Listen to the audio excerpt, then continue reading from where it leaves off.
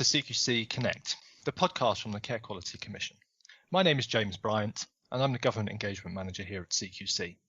Throughout December, we want to share some positive stories about how people have come together, helping others in their communities during a really difficult time. In this episode, we're going to be talking to Richard and Suzanne McLeod about their experience of volunteering during the coronavirus pandemic. I'd like to kick off by asking my guests to tell you a bit about themselves. Over to you, Richard and Suzanne.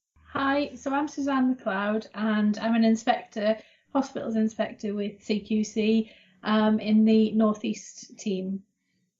Hello, I'm Richard. I work for the CQC. I'm a facilities assistant, as well as I've got other hats outside the CQC.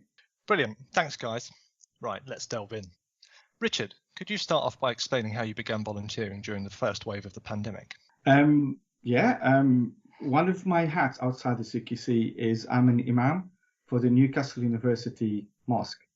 And there I get to meet lots of international students, mainly Arabs, because I originally come from Lebanon, so I'm an Arab myself. And during the pandemic, the beginning of it, I had a few of my friends who called me to say they were Saudis and they've stocked the house with lots of food and said, you're going back to Saudi, the government have organized the logistics of evacuation. Would you be interested, or would you know somebody who can actually have this food? We have plenty of food at home, meat, tins and others, and we want them to actually to go to a house that will need them. Me, I came to this country back in 2001 as an asylum seeker, so I still have contacts with the asylum seekers and refugees. So I said, yeah, no problem. Went, and what I thought to be maybe a box or two ended up to be a car full of food, and took it to a few families that I know, and that just took off. Within 2-3 weeks, well, we didn't announce it the first 2 weeks really. I did it just to silently, but then Sue was suggesting that maybe you should start promoting it in a way that will attract people, one, who want to donate, and two, people who become interested in to know them, who would want to have this. So we did. We just did a simple videos, put the Facebook on or WhatsApp status videos, and I say, I've been doing this, and that's it. And I'm saying I'm doing it for free. We're just taking from A to B, and that's what we're doing. And just took off. We had organizations calling us because they do provide different support to their to the stakeholders and beneficiaries, but they don't provide food. Or if they provide food, they don't provide Mediterranean food per se, or kind of an Arab taste food, if you like. Or they don't provide meat. They just provide tins. And it just evolved. And there was a word of mouth. So we end up having about, in total now, well, back then we had about 60 families. And then that was about 200 individual. Oh, we had a spreadsheet as well. We did. So we pulled a spreadsheet together to make sure that we could see who we had, how many children they had, what their sort of situation was, where they lived, that kind of thing, so that we could keep a track on who we were giving deliveries to make sure that everybody got their share. And as Richard said, it kind of escalated. It started off as just collecting food from people who were returning to their home country, and before we knew it, we were collecting clothes, household items, kitchen items. We've moved, well, I'm saying we, it's actually Richard who's done all of the hard work, to be fair. Beds, cupboards, wardrobes, televisions, you name it, one way or another. Hair straighteners? Hair straighteners, from the sublime to the ridiculous, from people who are packing up their home, if you like, to move back to their home country, to the people who need things. And it wasn't just the necessities as well, which was nice. We were able to give people some kind of luxury items as well. So, for example, a little girl who had always wanted to try waffles, and we had a packet of waffles was within the food pack that we delivered to them. And she was absolutely over the moon, and she'd waited all of her life to try waffles. She's 9. All of her 9 years to try waffles. So it wasn't just the necessities, it was trying to give people some kind of treats as well, because it's hard, times are hard. And some of the items we delivered, they'll probably be able to buy it in a couple of years' time, savings or what have you. But then there we go. You've got it like a TV, for example. Yeah. Or even got a couple of settees as well, coffee tables. People, as it happens during the summer, some of them finished their PhDs or their masters and left, and they were giving us the house. We had a couple of houses. One of them was 3 bedrooms, the living room, the dining room, the kitchen, where white goods, fridges, freezers, washing machines, you name it. People have contacted us and said, Yes. Can you find a use for this? And we've said absolutely yes, and then worried about where we're going to store it. But no, they gave us, yeah. But there's a couple of houses. One in particular, we end up doing kind of WhatsApp team, WhatsApp group. So people would get, will broadcast what we have, and people express their interest. And obviously we have that spreadsheet. So that's one thing. So I end up advertising a couple of days, took pictures, advertised a couple of days, and then we spent 4 days delivering them. We hired the van, but then we also had the closing. So we had that spreadsheet, and we also had volunteers to come and help us with their cars or what have you. And one of the tasks was to capture the sizes, the children, the sizes and what have you. So we did over a few days, and then we start organizing the clothes and put them in bags. It was nicely branded, nicely presented, so it looks like posh, actually, shopping bag. Yeah. We delivered, and it took us about a month, really. It did, and to sort them out. A lot of people were giving us a lot of clothes just in bin bags, and we wanted to preserve people's dignity, to be honest, and not just deliver clothes to them in a bin bag.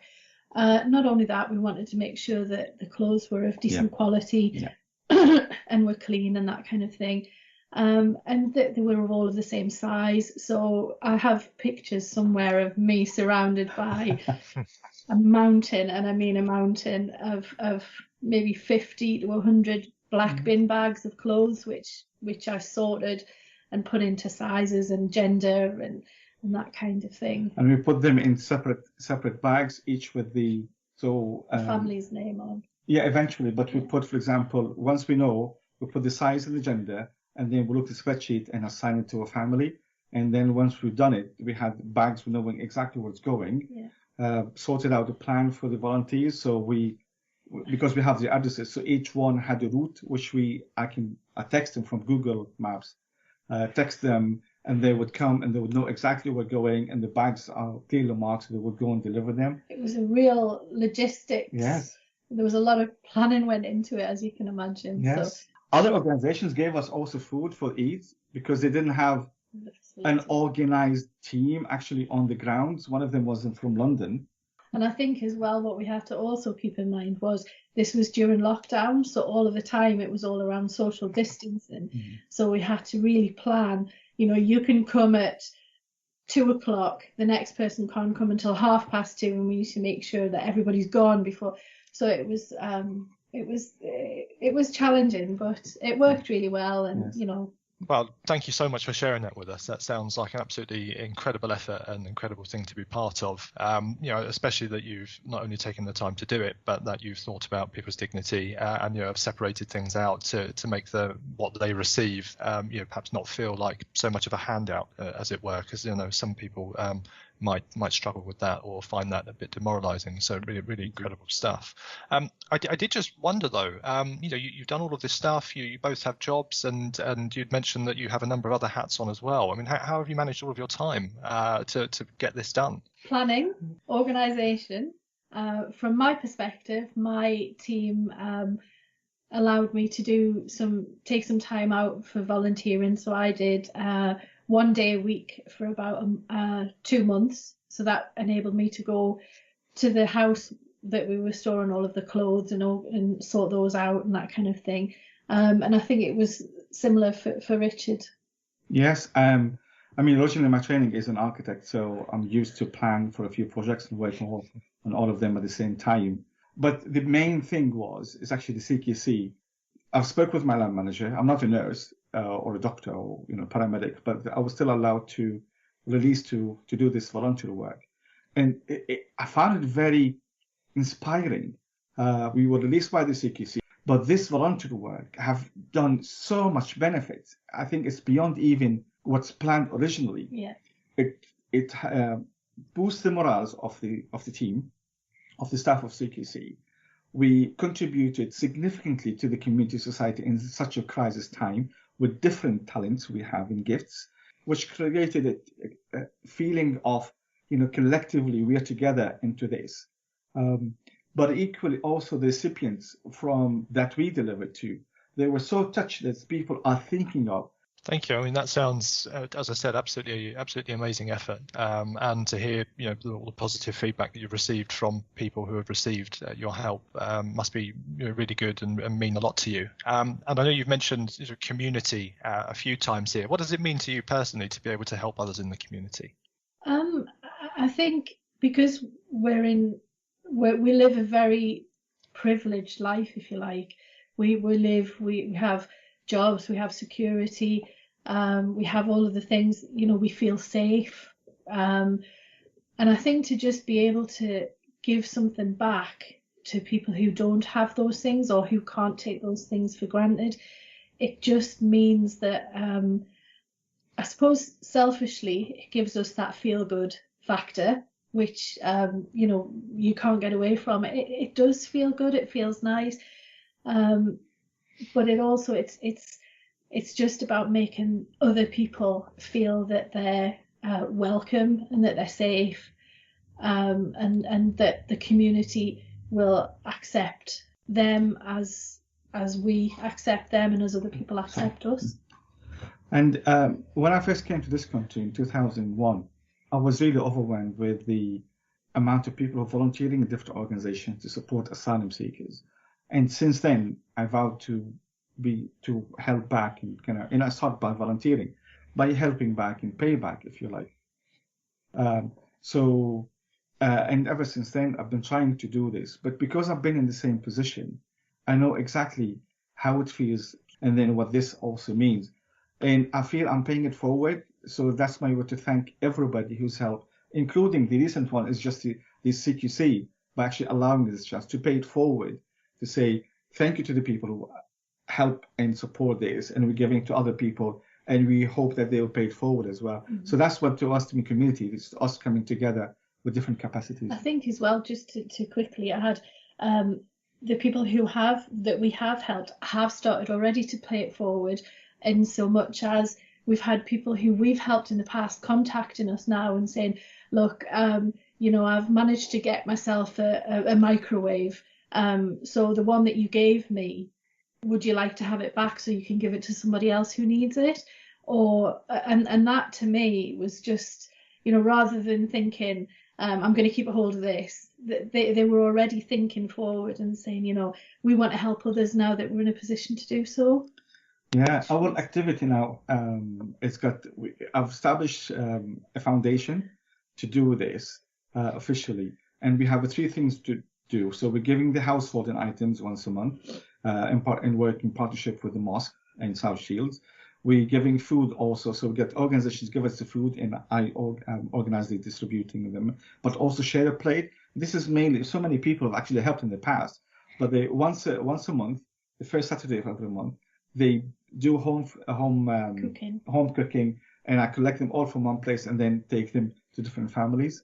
I mean, just to say again, that is, it sounds absolutely amazing work that you've done, and I'm sure that everyone around your local area and beyond is really thankful for all the efforts that you've done. I was going to ask whether you plan to continue this work going forward, but it certainly sounds like you already have plans in place to continue doing that. So I was just wondering, with all of this that's been going on, it must be really stressful to do this. Once you've taken yourselves away from that, what are the sort of things you like to do to de-stress and sort of get away from all of that? I lose myself in movies, and I'm a bit of a superhero geek, if I'm honest. I like a bit of the Avengers and that kind of thing, so that's probably my...